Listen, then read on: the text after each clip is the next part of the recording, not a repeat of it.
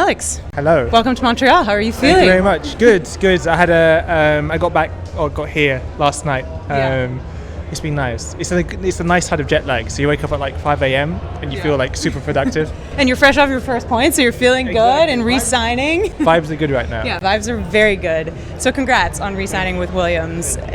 I'm glad that there were no stingrays harmed in the signing of your contract. True. Yes. Yeah, that's very true. It sounds weird out of context. I mean, it's still weird in context, but yeah, I was on the way to. There's a big thing in the Cayman Islands to kiss stingrays. It's supposed to be 7 years of good luck. That's what they say. Well, we hope that for you. Exactly. And I was interrupted like mid-drive to the destination because they needed the contract signed. So stopped off, had it printed out, signed the documents, and carried on my journey. So yeah. Well, congratulations. And on a more serious note, I mean, as one of the hottest commodities on the 2025 driver market, this is a big vote of confidence in Williams and in the team's future. So what gave you that confidence to re-sign, and what are you looking forward to? Yeah, exactly. I think more than anything, it was just the belief in the process and the plan that Williams are on. I feel like if you look at where we are, unfortunately, it's not really, I don't think, as reflective as the ambitions and the processes that are being done behind the scenes. I feel like James has been super honest, very straight with me around where we've been this year, why we've been there this year, and what are we doing to not be in the same position. But also, the fact is with all the changes being made behind the scenes, we've had to take a bit of a setback in some ways, and that's kind of explaining a little bit of what's going on at the start of the year. But we're finding our feet, as you said. We scored the points in Monaco, so we're kind of getting back to where we should be. Yeah, and you've had a lot of experience in F1, starting in Toro Rosso in 2019, being at Red Bull for many years. What's it like taking on more of a leadership role at Williams? It is. I love it. I feel like it's almost a natural segue just because you're getting more experience as a driver. I think when you first start off, you don't actually know what you really need or want. Yeah. You don't know who you are as well. You're quite immature as a human being, never mind just the racing side of it. So as time has gone on, it's not like you are now team leader. It's not like a job title that you wear, but it's more that you just become that, and you become a part of the process of this journey. Yeah, and you mentioned James Vowles. So from the outside, we love his transparency, his leadership style. What's it like working with him? What's your relationship like, and how is that different from other team principals you've had? Yeah, I mean, firstly, I guess you can see that when you hear his voice. He's very smart. Kind of makes you feel a little bit dumb in some ways. He's an engineering brain. Exactly, and that's very true. So I think he's very different to most team principals. When you think about the ones that are in Formula One, he's much more on kind of like the engineering, technical side, and that's exactly what Williams need, because when you think about where we are and where we want to be, we need that leadership and we need that guidance, and him coming from Mercedes has been hugely beneficial. And I know there's some short-term gains that he did last year, but to really get us to a level where we can compete at the top, there's a lot of things that need to be changed, which are much longer term, and that's kind of why it's a long-term contract, because I do want to see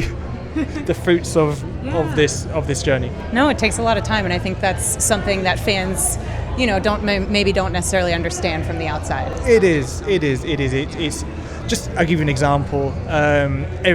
Just like drivers are on contracts, obviously everyone is engineers, aerodynamicists, whoever it may be, and they're all got gardening leaves, and you get the right person, you find the perfect person for the job. You've got to wait 7-8 months to get him. He's got to then start working in the team, and then he's got to start employing the people that he wants in that area of his role. It's already a year and a half, 2 years. So it does take time, yeah. And there are whispers that there may be a Thailand race sooner rather than later. Yeah. So my family used to live in Thailand, so that would be very exciting for me. But I can't imagine, as a Thai national racing under the Thai flag, what that means for you. What would that mean? I will be very biased, and of course I want it to happen. Yeah. There's a lot of countries now fighting for these spots on the calendar. I think it's one of them touchy subjects, which obviously gets a very divided opinion around street tracks and race tracks and old tracks and new tracks and all this kind of thing. But I ignore all that because it's Thailand. Exactly. And I think it will be amazing for the country. And Formula One is growing a lot. You really see that.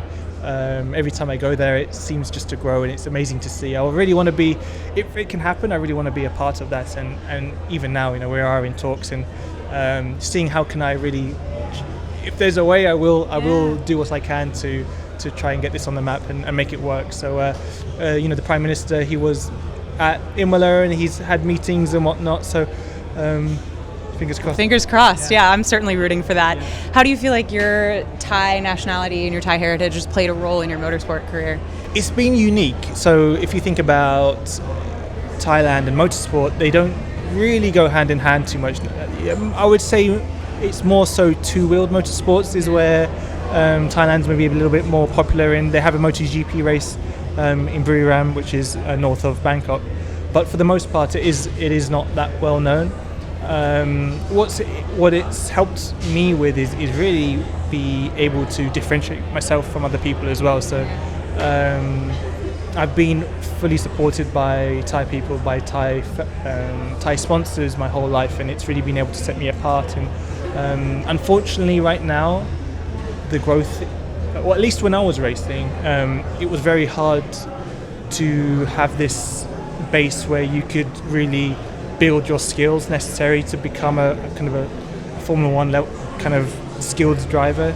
You had to go to Europe and you had to race against European drivers for the most part when you were a teenager.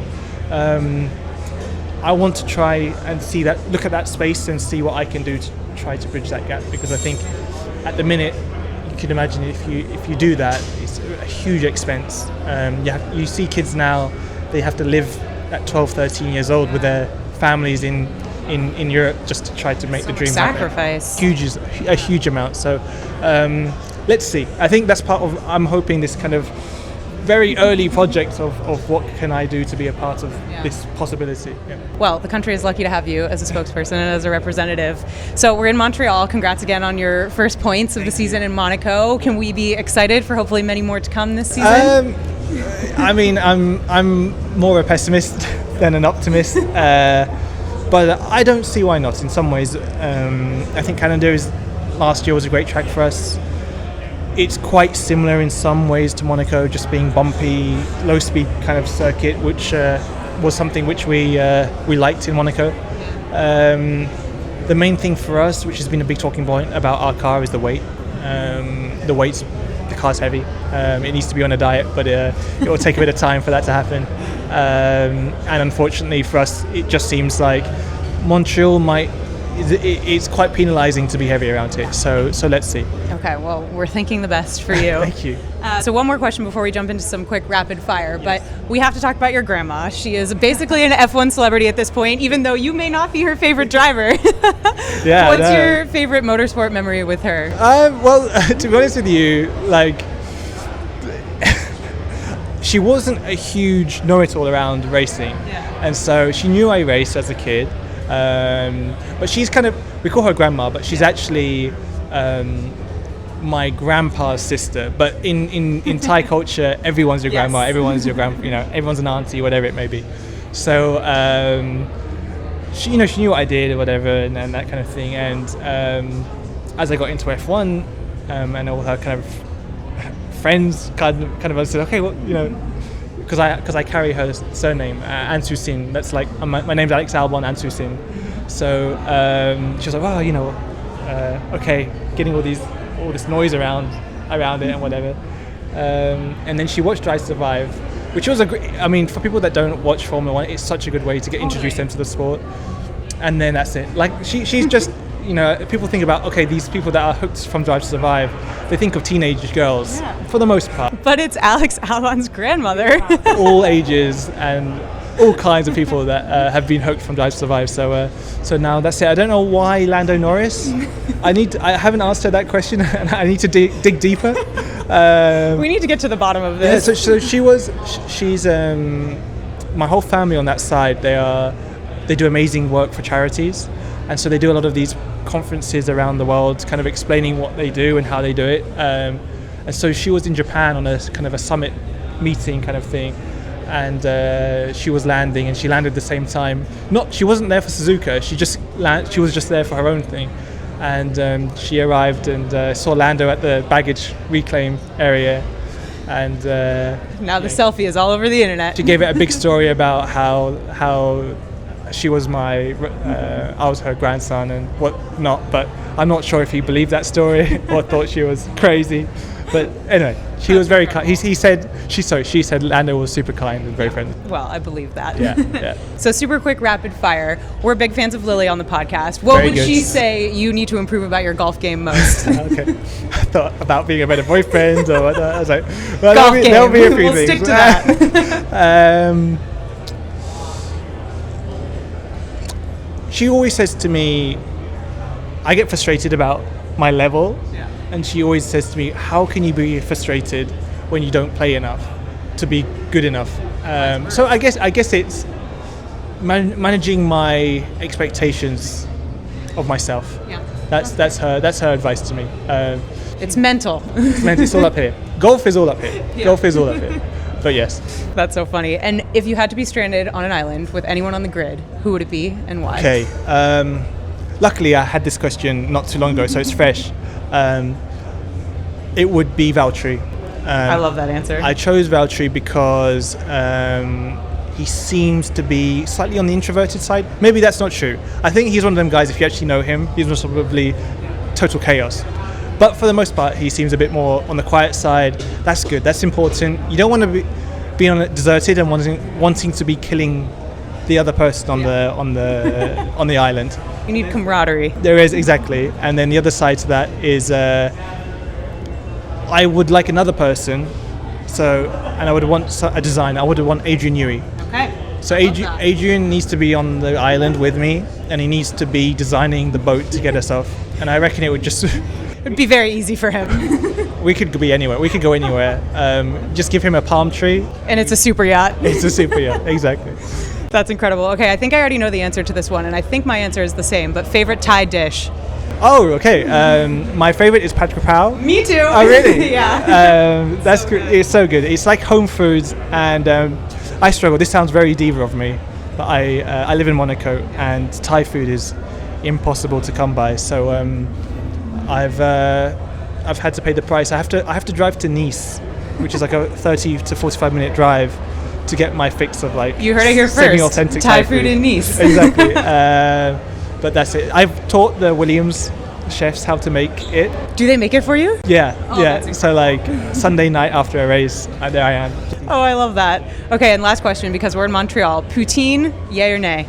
Yes, poutine, big yay. I'm on the heavier side of racing, so I can't weigh more, half a kilo more than I already am. Yeah. Unfortunately, my height brings weight, and so poutine was...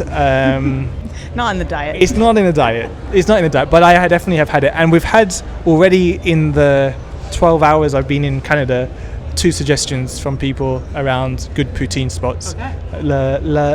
What was it? Oh, La Banquise. Yeah, I've been there. It's so good. Oh, is it? Is it? Okay. All right, well, Alex, thank you so much. We're wishing you the best of luck this weekend and many more points to come. Thank you.